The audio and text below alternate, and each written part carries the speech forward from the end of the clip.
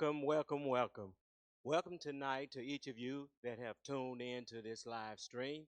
Welcome to Faith Temple Church that's on the west side of Alabama in the Powderly area, 3233 Jefferson Avenue Southwest, where the pastor is Dr. Barbara A. Mathews. Amen. And the assistant pastor, Pastor Lorenza Johnson. Shout out to their spouses, First Gentleman John and Elder Yvonne Johnson. Amen. I'm your speaker for tonight. I'm Pastor James Woody of Grace Covenant Ministry, uh, under the covering of Faith Temple Church, working out of Faith Temple Church, praise God, along with my lovely wife, Pastor Kimberly Woody. Amen.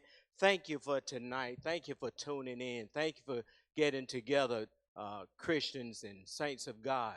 And those of you that may be tuning in that do not know God tonight, are not a Christian, you are welcome. You are so welcome. And I hope I say something that blesses you tonight and something that may cause you to ask the question, what must I do to be saved? Amen. We just thank you. We thank you that church is unusual here, so you may see something unusual, but know that we're walking and moving in the Spirit of God. Now, will you join me as I go into a word of prayer tonight? Father, we thank you for this service tonight. We thank you for your word. We thank you for your keeping power. Now, Lord, we ask you that you will anoint this word, God, to break and destroy every yoke, God, that someone would hear the word of God and be saved tonight. We ask you, Lord God, to meet every need according to your riches and glory through Christ Jesus, whether it's spiritually, physically, financially, God, emotionally, whatever the needs are. We thank you to set the captives free tonight. We ask you, Lord God, to save those that are lost, reclaim the backsliders tonight. And we ask you, God, that this word, God, be a blessing to the body as well. In Jesus' mighty name, amen. Well, glory to God. I think tonight we have uh, a really burning message to bless you with tonight. And as the Lord had given me this message, uh, I was thinking this is a very much needed message in the body today. And the title of this message is A Small Part of a Big Picture. Amen. A small part of a big picture. Now, today's thinking, way society is today, unless you're doing something just great and big and awesome and everyone sees it, then you're not doing anything. And that somehow that's creeped into the church today. We feel unless we're heralded on a big, large stage, everyone knocking down the doors to come and see us, then we aren't doing anything for the Lord. But the Bible tells me that whatsoever you find your hands to do, do that. And do it in the name of the Lord and do it with joy and do it with honor. Amen. So we're going to take our scripture passage tonight from the book of Luke, Luke, the 19th chapter, verses 28 through 35.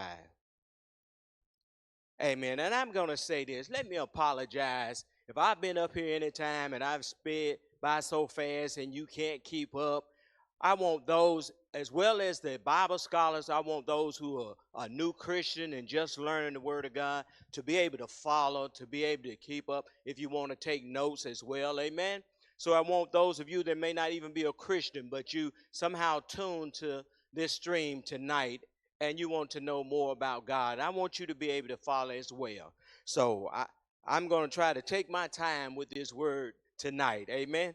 So if I get up here and forget all that I just told you, just pray for me. Amen. Glory to God. Let's go into the word of God. Beginning at the 28th verse of the 19th chapter of the book of St. Luke. This is an account of the triumphal entrance of Jesus into Jerusalem. It say, and when he had spoken thus, he went before ascending unto Jerusalem. He being Jesus. He is now on his way up to Jerusalem. This is around about the time of the Passover feast. And it came to pass when he was come nigh to Bethphage and Bethany at the mount called the Mount of Olives, he sent two of his disciples. Remember, our title, A Small Part of a Big Picture. God gave me an example like an automobile or a monster truck. Just think how large and awesome and humongous it is. But it takes a lot of small parts going into that big monster truck to allow it to operate and drive on top of other vehicles, cars and trucks, and crush them. And you could take one little small part, like a oxygen sensor, or maybe even a battery, or a hose, or alternator belt. So small, but it can stop that monster truck or that big, nice Cadillac that you have from running. So all the big, beautiful vehicles we see, there's a lot of important small parts to make it do and be what it is. Amen. So, and it came to pass. You know, I got excited right at that part, and it came to pass. You know, I don't know about you, but, you know, sometimes I'll watch these Western movies, and, you know, for them to get you ready for some action that's about to happen, they put you some of that music on. Dun, dun, dun, dun, dun, dun, dun, dun, dun, dun, dun, dun. You know, man, you gear up, something is about to happen. Well, this is how I feel when I see in the Bible, and it came to pass. To me, that is cluing me in that something significant is about to happen. It's a story, or it's an action, or it's something that I may need to pay attention to. And it came to pass. When he was come nigh to Bethphage and Bethany at the mount called the Mount of Olives, he sent two of his disciples. Okay, what came to pass? He sent two of his disciples. Okay. They may not been significant disciples. He didn't say that he sent James and John. He didn't say anything about maybe he sent Peter. But he sent just two of his disciples, saying, Go ye into the village over against you, in the which at your entering you shall find a coat tied, whereon yet never man sat.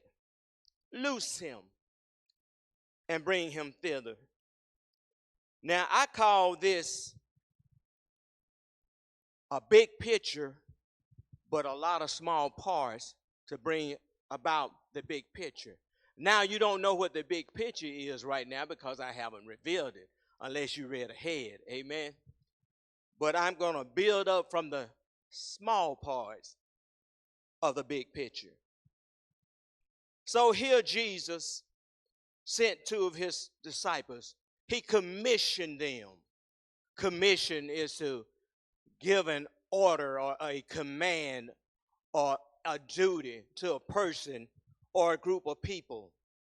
He commissioned them like a commission in the military, you know, a commissioned officer. He gave them an assignment. Go ye. Man, I get stirred up anytime I hear that, go ye. I'm going to try to hold my peace and bring that in later, but I want to get to that right now about go ye. But that's awesome. I know God is still saying the same thing today. In the name of Jesus, go ye. Ye meaning you and I, whoever are willing, who avail themselves for the work of God, go ye.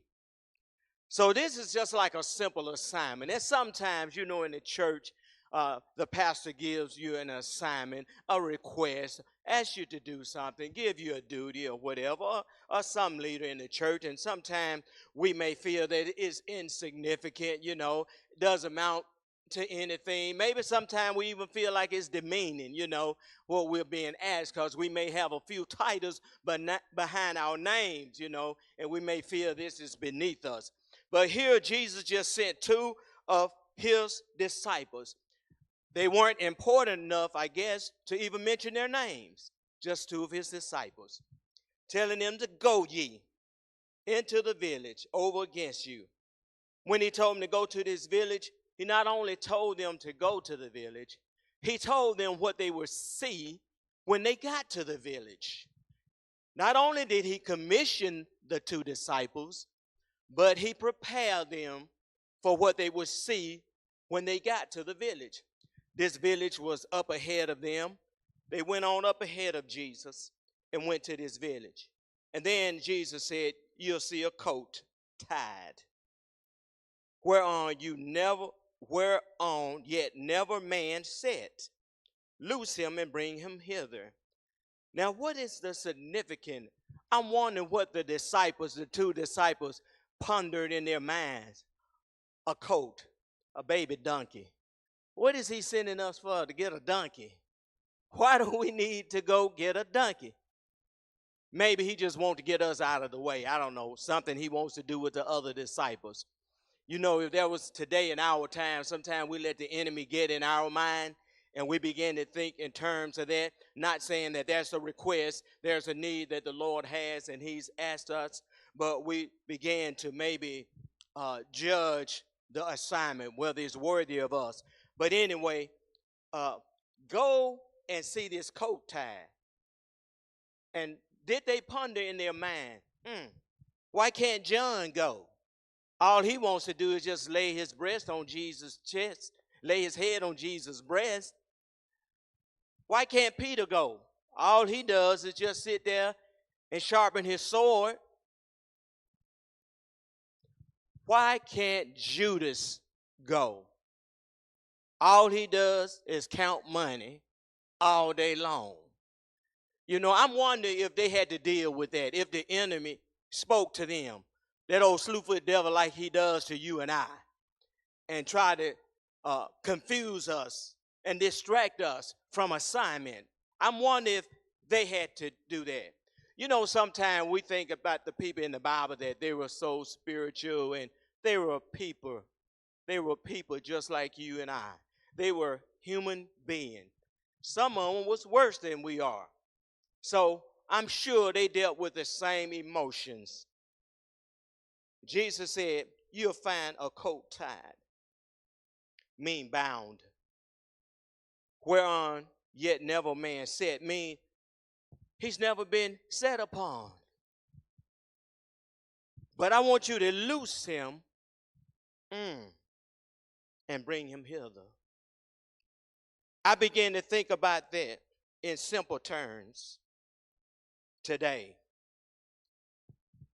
What if the Lord give us an assignment to go to a place, a city, a village, a town, an area in the city that we're not familiar with or rather not visit, and say that I have something there or someone tied up, tangled up, bound, and I need you to loose them and bring them to me. How do we loose them and bring them unto the Lord? Well, there was a lady that Jesus told about all she had done in her life, and it wasn't flattering. He read her rights there of where she was in life. But one thing he did at this well was convince her that he was a living water and that he was ready to give her that living water, that she didn't have to live that life. She was living in it longer. In a sense, he was ready to loose her from the life that she was in. And then when he told her about her life, but that living water that he was ready to give unto her, man, it inspired her to go and tell everybody about this man. So how do we loose the bound and the captives? We just give them our testimony.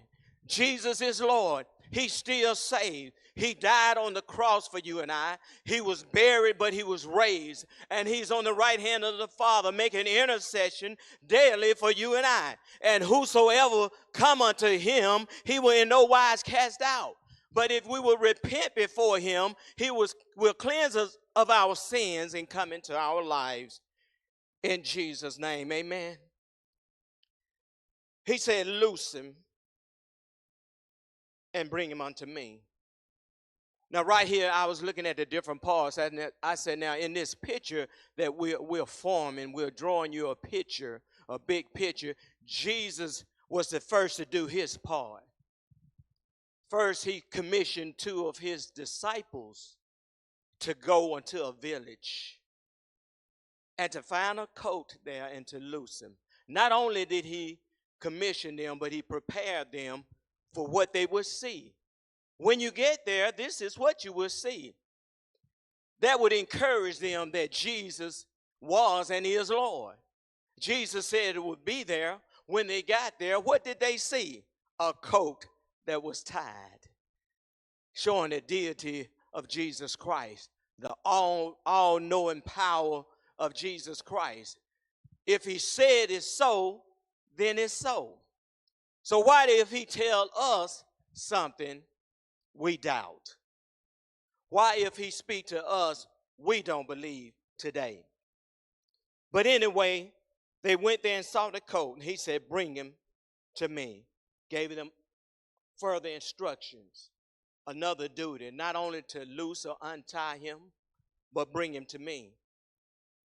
And if any man ask you, now this is Jesus doing his other part, not only will that coat be in place, not only have I commissioned you, but given you the power to loose him, not only did I instruct you to bring him back to me, but you may find a little confrontation when you go to do what I've called you to do. Jesus, on this next part, prepared them for confrontation. Someone began to question, why are you doing what you're doing? Why do you believe what you believe? Why you keep coming to that church? Why you pray like you pray?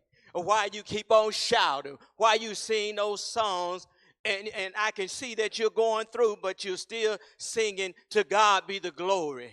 Hallelujah. You're still singing, bless the Lord, all my soul, and all that is within me. Bless his holy name. And so they're looking and say, but he prepared them. There may be conflict or confrontation. So if any man asks you, what are you doing? Or why are you doing this? Why do you loose him? Thus shall you say unto him in the 31st verse, because the Lord have need of him. Maybe when God sent us as disciples on assignment, and we go to an area, place, or to people, and people say, why are you wasting your time on him? Why are you wasting your time on her? What are you doing? Trying to set them. The Lord has need of him. The Lord has need of her. I know he's backbiting, slewfoot, and nasty, and low down, and mean. And I know she may be promiscuous, or she may be mean, or she may hate people. The Lord has need of them. Nevertheless, each of you and I, before the Lord came into our lives, we had something that was not flattering in our lives. We had something that did not bless people or did not make them feel warmth. And not only that, but we were on our way to a devil's hell. So somebody said, but he's a drug dealer. God need to send him to hell. He's a sex offender. He need to burn like coal, hot coal. But God has need of that person. He has need of his testimony. Like he told that woman at the well. Like he told the woman that had 5 different husbands and the one she was with is not hers. Like he told that tax collector hiding up in a tree. I need to come and eat with you today. I have need to be with you today. I have need of you. I need your testimony. What a God can do when you come and present yourself before him and fall at his feet and repent of your sin, and he changed your life. What if he were persecuting the church like Saul was? Somebody's out there, they persecuting the church, persecuting the Christian. And we're saying, God, we need you to kill them and destroy them. No, God, I want you to stop them. I want you to protect us, protect the saints of God, but save their soul, God. Make the devil mad, God. Deliver them out of their sin. Take that same platform that they were using for the devil and let them use them for your glory. That same one was standing there holding the clothes of the ones that persecuted the church, that would stone the men and women of God. That same one would be the one standing there holding the word of God in the temple, preaching Jesus.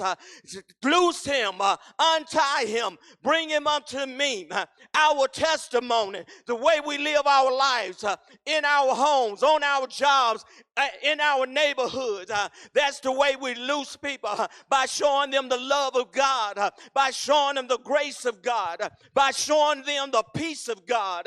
And when they feel the presence of God and the love of God on the inside of us, even if they don't like us, even if they don't like the message, something keep drawing them closer to us, be drawing us closer. That's God loosening them through our testimony, through the life that we live, and begin to draw them to him. Then we can invite them to the house of God, where they can grow and learn the word of God. Bring them unto Jesus. Amen. Hallelujah. Say amen, church. Hallelujah. Because if you don't say amen, these rocks may cry out. Hallelujah. Hallelujah. Remember a preacher, a pastor Mathews used to say, amen, lights. You don't have to say amen to me, church. I'll just speak to the lights. Amen, lights. Because the word of God stands all by itself. It's true all by itself. But anyway, Jesus gave this assignment to disciples. Didn't even mention their name. That wasn't important. Sometime when our names does not get mentioned, we get upset when they don't mention our names. We got to learn to not have pride. We have to learn to not be haughty. If they don't mention my name, if they don't recognize me, as long as they recognize my Jesus, as long as the work of God is done, that's all that's matter, church. Body of Christ, all that matter is Jesus. The work of God is done. The lost are saved. They're delivered and set free. They don't have to go to a devil's hell. They may not ever know my name, but one thing I do know, my name is written in the Lamb's book of life. So when I get there, all he'll do is say, well done, thou good and faithful servant. Enter into the joy of the Lord. Amen. Hallelujah. Wasn't important to mention their name, but it was important that they kept the assignment. You're going to find a coat there, little baby donkey. Go and loose him, untie him, and bring him to me. And when you get there, someone may question you, why are you doing this? This is in all four Gospels, this account. That's a strong indication that it really happened. I did research and said that this was an historical event. So now even in the secular world, we know that it happened. This was historical. This was real, it happened. Sometimes they tell you and I in the church that we believe in make-believe. I will agree that if Jesus was not alive, if he had not risen, it would just be superstition. But he's risen, and he lives on the inside of me and every believer. Greater is he that is in me than he that is in the world. So it's proven fact, and we can back it up historically, and we can back it up scripturally in the Word of God. So anyway, one account says that the owners approached him, another just says some standing by. You know how we tell a story. We always tell it a little different, but we get the main facts straight in there. But they asked him, why are you loosening him? I'm glad that God has already given us an answer for every man why we do what we do. It's because the Christ in us. It's because the death, burial, and resurrection of Jesus Christ. It's because I've been called, hallelujah, to be a witness in the earth. I've been called to make disciples of men. It's because I've got a date with Jesus. When he comes back through those eastern skies, I'm going to meet him, and I'm going to live forever in the name of Jesus with my Lord and Savior. Amen. So they asked him, and here they did their part. They loosed the donkey, the colt, and then they answered those that questioned them. And not only did they answer them, they answered them exactly what Jesus told them to say. They didn't change one word, one jot, one tittle. They didn't get out of character. You know, I'm just being a realist. I don't think the owners or whoever that was that questioned them approached them like this. "Oh, thou my brothers, what art thou doing? Why hast thou loosed or untied the coat?" If they were the owner and I were the owner, and here's my coat no man has ever sat upon, and you over here untying it, that's like today. Let me bring it home today. If you got your car parked out there, brand new, spanky new car smelling with that new leather smell in it, and someone goes out there and open the door and gets in it and start to crank up your car, are you going to run out there and say, "Oh, my brother, why art thou taking my car?" No, you're not. You're going to say, "What are you doing?" And they probably ask him, "Hey, what are you doing? That belongs to me. That's not yours." They may even call him thief. Thief, thieves. But they just answered what Jesus said. If we just speak the word, it'll be all right. If we just give an answer, it is written. God has spoken. God has said. It'll be all right. But they just answered and said, "The Lord have need of him." Hallelujah. The Lord has need of him. Why do I go in that area? Why do I continue to love that person when I want to get them told on my job? Because the Lord has need of them. That loved one, that family member that drives me crazy, why haven't I already just hit him in the head with a hammer and said, "Be done with it"? Because I've got to realize the Lord has need of him. The Lord has need of her. He won't allow me to. He wants me to loose them with the love of God, with the word of God, with my testimony, with my prayers. Hallelujah. That he may use them. Amen. Amen, church. So, the 31st verse say, "And they that were sent went their way, and found even as he had said unto them." This is the 32nd verse.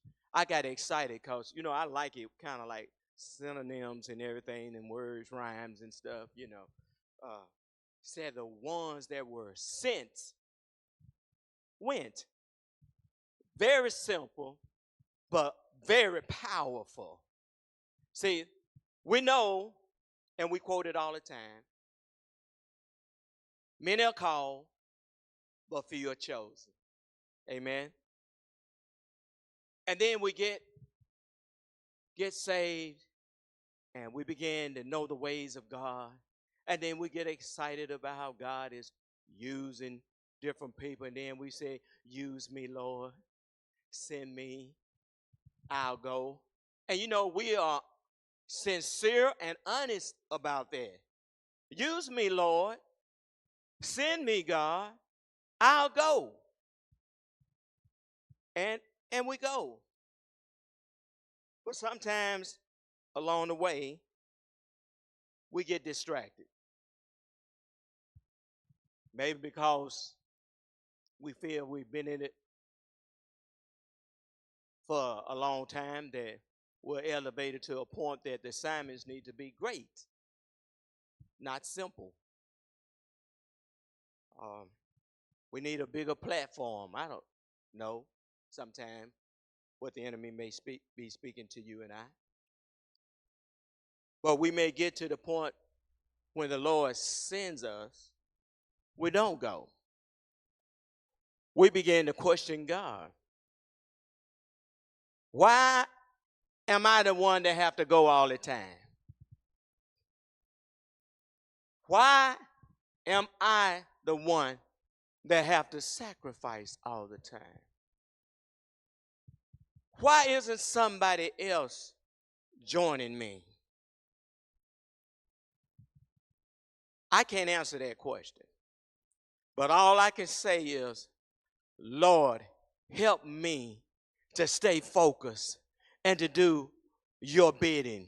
When you call me and you send me, let me be like these two insignificant disciples whose names were not mentioned in this text, but they went according to your word. Help me never to get in a place, and I've been in that place before. God, man, the rest of them don't want to do nothing. You know, I'm the one I always got to set up the fellowship hall and take it down, clean the bathrooms. You know, I'm the only one got to go and pray for folk. That's a good way to lose your grace, your anointing, your peace, and your power in God. But those two, they went. Jesus told them what to do, told them what to say, told them what to look for, and off they went. Wouldn't that be simple in the church if God spoke through us, through his leadership, tell us what to do, our assignment, tell us what to look for, tell us what we'll see when we begin to do our assignment, and tell us how to answer every man when we've been commissioned to do the work of God. But I got excited by those that were sent, went their way. But what I also got excited about in the 32nd verse was, and found even as he had said unto them. What? If he said it, won't he do it? If he's not doing it, he must then say it. Come on, church. Get with me, church. They found exactly what the Lord said. Sometimes people tell us that the Lord said something that he didn't say. So we need to make sure what still small voice we're listening to. Make sure it's the Lord's voice speaking to us, directing us. But if the Lord said it, he'll bring it to pass. Amen. Then in the 33rd verse, and as they were loosing the coat, the owners thereof said unto them, why loose ye the coat? And they said, the Lord hath need of him. And the 35th verse, and they brought him to Jesus, and they cast their garments upon the coat, and they set Jesus upon it. Now we was talking about a small part of a big picture. Now the small part, it may not seem, was the assignment that Jesus gave to the two disciples. Go into this village. When you get there, you'll see a colt. He's bound up, untied. Bring him to me. Someone asks you what you're doing, this is what you say to them. Amen. They went. When they went, they saw exactly what Jesus said they would say. They would see. And then they brought him to Jesus. Another part of them doing their part. They brought him to Jesus, as he said. And then they set Jesus upon it. Now, that doesn't seem big and exciting. No, he sent them at a donkey, and they brought him back. What's all the hoopla about? So we're going to ask Brother John. No, we're going to ask Matthew. to help us. It's in all four gospels. I think we'll go to Mathews, the 21st, Elder Susan, the 21st chapter, verses 1 through 5. I believe we'll turn there and see the brother Matthew can help us understand how big this picture really was. Right now it seems like a small, insignificant assignment. Nothing to write home about, nothing to go bragging to the other disciples about. Man, Jesus sent us to untie a donkey and bring it back to him. Peter looked, man, I walked on water. What you talking about? John said, man, I laid my head on Jesus' breast. Man, go somewhere. But here in St. Matthew's 21st chapter, starting at the first verse, talking about the triumphant entrance of Jesus into Jerusalem. And when they drew nigh unto Jerusalem and were come to Bethphage, unto the Mount of Olives, then sent Jesus two disciples, saying unto them, go into the village over against you, giving the same account, and straightway you shall find an ass tied and a coat with her, and loose them and bring them unto me. And if any man say aught unto you, ye shall say, the Lord hath need of them, and straightway he will send them. Now, you know, you have some people say the Bible contradicts itself, and I already told you about some our accounts. They may differ in what they relay, because it was years afterwards that they actually put in print or wrote about these things. But anyway, in Mathews, here he's saying that there was a coat, an ass tied, and a coat with her. So that was the mama donkey and the baby donkey. Same thing. Well, the two of one, bring them to Jesus. So here go the clarity to this in Matthew, the 4th chapter. All this was done that it might be fulfilled, which was spoken by the prophet Isaiah. What? Wait a minute. This was just a small assignment. 2 unnamed disciples. Jesus says, go up there and untie that donkey up there and bring him to me. But in Mathews, he began to clarify this. There's a bigger picture to what we see. It's more than just a donkey and her little baby. And it's awesome to know that it's never been set on, because Jesus is about to sit upon him. So it's holy. It's never been defiled by man. It's set aside for the use of God. That's how he wants you and I. When he brings us into him, he wants to cleanse us up. He wants to purify us and sanctify us and set us aside for his use. But he said this was a big picture. They were fulfilling prophecy. See, the disciples didn't know it was just a regular assignment. But Jesus already knew he was about to fulfill prophecy that was in Zechariah, the 9th chapter and the 9th verse, introducing the coming king to the Jews, to Israel. Here comes a king, and he's a king, and he will be mighty, and he will come in on an ass, and he will bring peace.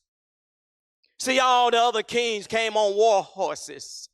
But this is why God has taken the foolish things of the world to confound the wise. He's going to come on a little donkey, but he's going to be Lord of lords and Kings of kings. He's going to be the Savior of your soul. He's going to save the people from their sin. This is a great assignment. He's about to make this entrance. He's about to introduce himself as king.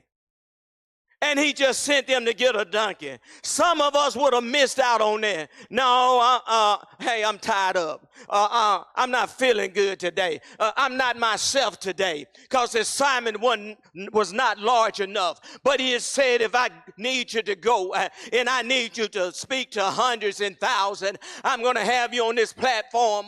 We'll gladly say, Lord, send me. I'll go. But these disciples obeyed him, what they thought was an ordinary thing, just small parts, and maybe they thought it was just a small deed that they were doing, was insignificant, but it was very significant, because there was a bigger picture. Here's Jesus about to say, yeah, here is your king. I'm here. He's about to proclaim the King of Kings and Lord of Lords. And the 5th verse said, tell your daughters of Zion, behold, thy king coming unto thee, meek. See, they were looking for a king. The children of Israel, the Jews were looking for a king. But they were looking for a king that was going to come into the natural and use his natural ability, his warring abilities to fight. But Jesus came to fight a different fight. And you and I have to fight that same fight. Jesus came with the word of God. He came shedding his blood. He came offering his life. He came as a Lamb of God, the perfect sacrifice. He came willingly to lay his life down for his brother. He came to ransom our sin. He came to pay the price in full. They did not dismiss the charges. Jesus paid the price. If they had dismissed the charges, no one would have had to pay anything. But there was still a price. But Jesus, with the shed blood, being beat and bruised and humiliated and spit upon, he paid the price full for our sin, that we'll never have to go and live in a devil's hell. Amen. Come on, church. Let the church say amen. This was a big picture. He comes in peace. See, the only way they thought that you could come and you could win was by warring in the natural, by shedding another man's blood. But Jesus said only one man has to shed blood. Only one man can shed blood for your sins. Only one man can shed blood that the Father would accept as the full price for man's sin. And that's my blood. I shed my blood on Calvary's tree.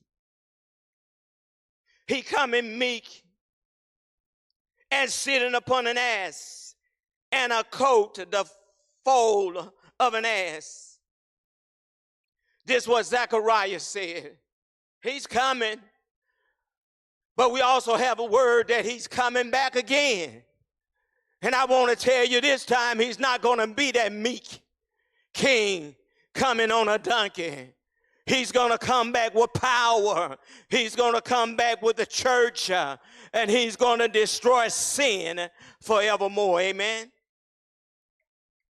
This was a small part played by different individuals of a big picture.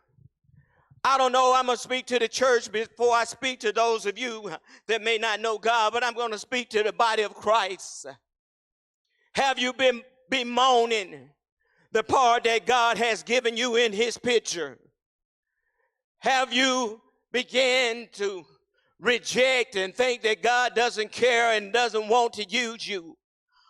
Or do you go according to the word and find out whatever I can do, I'll do with all my might in the spirit of the Lord. I'll do as much as I can according to the power that lies within me. I'll obey you, Jesus.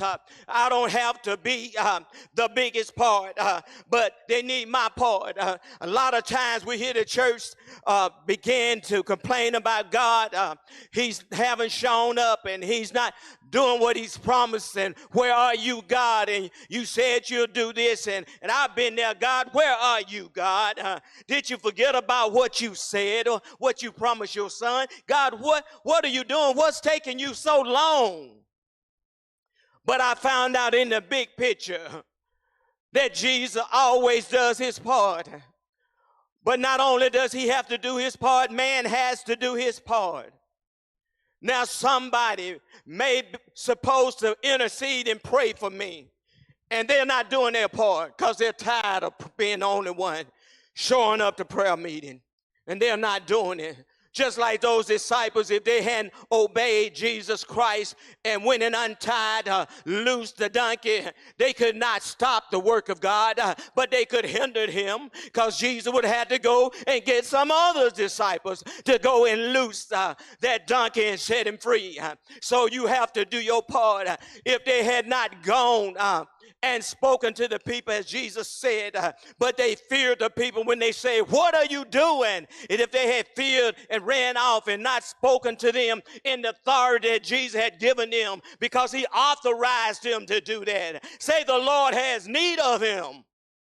If they had not obeyed him, that would have hindered the work about that triumphant entrance into Jerusalem. He would have had to send somebody else to do that. It's not always that God is not answering prayer. It's not always that God has not already sent an answer. Sometimes the answer is being fought through by the angel of God. Sometimes someone is laying down on what God told them to do. You say, God, I need this. I got to have this amount. God speak to Brother Wood and say, I need you to take this amount to Brother so-and-so. And Brother Wood and say, God, are you crazy? Hallelujah. Come on, church. Maybe I won't be that bold, but I might think it. It won't stop God. God had to speak to somebody who really will obey him. Maybe he had to speak to Elder Susan and give it to Brother so-and-so's wife and tell him, say, the Lord say, be blessed. Not only that, if the owners of the donkey, those at some accounts that were just standing out and asking what they were doing, once they explained to them, if they had not said, okay, go ahead, if they had said, no, y'all still don't get him, I don't believe y'all, I don't believe the Lord spoke to y'all. But one thing about it, these owners recognized the Lord. I want to throw a little nugget in there. The disciples did not say, our Lord said. They did not say, our Master said. They did not say, Jesus said. They said, the Lord says.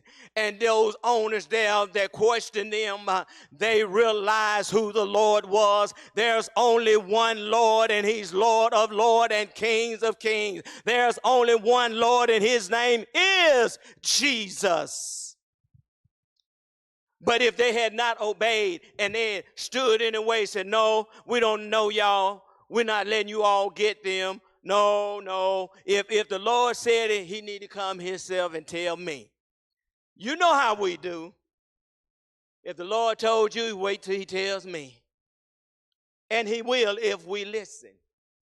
Because this man recognized who the Lord was and no longer hindered. He did his part. Amen. So we have to do our part. Everybody, Jesus did his part. The disciples did their part. Even the owners of the coat did their part. And then further on, the disciples finished. They finished their assignment because he said, not only loose them, but bring them to me. Sometimes we do half of what God tells us. It may be the convenient part. If this account is true, then that was the mother, donkey, and the baby. And it didn't say that they just kindly went on with them. They may have been kicking. They may have been strangers to them, pulling back. It might have been a battle to get them back to Jesus, a struggle to get them back to Jesus. But they got them back to Jesus. So I'm telling you, if he tells you to loose somebody or something and set them free, it may be a struggle. It may be a person that we've got to pray through. We've got to testify to. It may be us, something we've got to loose in our lives and let go. It may be something we got to bring our repentance unto God. We got to bring our humbleness before him and say, Jesus, I give you this. I don't know what it may be, but I know one thing. The big picture is all that matters. Amen. What the will of God is, that's all that matters. Amen. Sometimes we get personal. All we think about, me and my four and no more, my ministry, my platform, my gift, my calling, my anointing. I tell you, whatever the greatest gift you have, whether it's singing, whether it's an instrument, whether it's wisdom, knowledge, understanding, whether it's prophecy, whatever it is, it's only a part of the big picture. Yes, it's a needed part, and if we don't present it unto the Lord and yield it to him, he'll have to get another, but it's still only a part of the big picture. And that's why I'm here to tell you, all you churches out there, people are out there looking at us, and they want the answer, but they need to see the big picture. It's about Jesus. It's not about my church building and your church building and my theology and your doctrine, but it's about Jesus. If we can point him to Jesus, the one that told that woman everything that she had ever done, the one that exposed her sin, but he told her go and sin no more, the one that saw the one that was brought in adultery and told her, where are your accusers? Go and sin no more. He's one, he knows our sin. He knows the world's sins. But we as a church, we can see sin, but we are not the one to eradicate sin.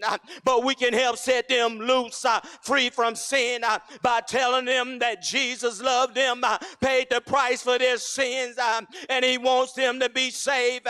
And he sent us to show them the love of God. I'm telling you, I would hate to be in a time trying to be saved in these days. I got saved a long time ago when it wasn't all this social media. Everybody coming on. One preacher telling you that the preacher at 8 o'clock was wrong. Then the preacher come at 10 o'clock and said the preacher at 9 o'clock was wrong. And then the preacher at 11 o'clock and said all the preachers before the 11 o'clock preacher are wrong. Church, let's get together. There's a big picture. Just show them Jesus. There's a big picture. Show them Jesus dying on the cross, being buried in a borrowed tomb, but being resurrected and forevermore on the right hand of the Father, interceding for you and I. We've got to show them the love of God. We may not all believe the same thing, but if we believe Jesus is Lord, I can remember when the disciples saw other people there preaching Jesus. They had never met these people. They didn't know anything about them. They asked Jesus, should we call fire down from heaven on them? Jesus said, no, if they're not against me, then they're with me. We may not have all the different theologies the same, but if we have the same Lord and Savior, Jesus Christ, that is what matters, the big picture. There's a lost world out there that needs to be saved.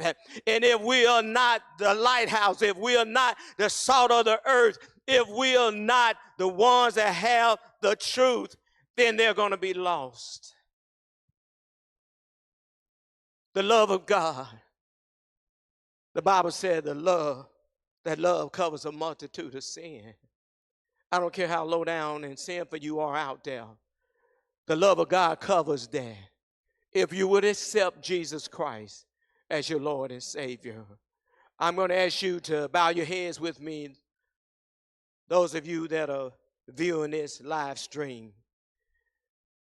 And I'm going to ask you, those of you that are born again believers, you've been bought with a price. Join with me as I pray with those that do not know the Lord. And I ask you to repeat after me if you don't know the Lord, but you want to be saved. Jesus, I'm a sinner. Father, in the name of Jesus, I believe that Jesus is Lord. And I believe that you raised him from the dead.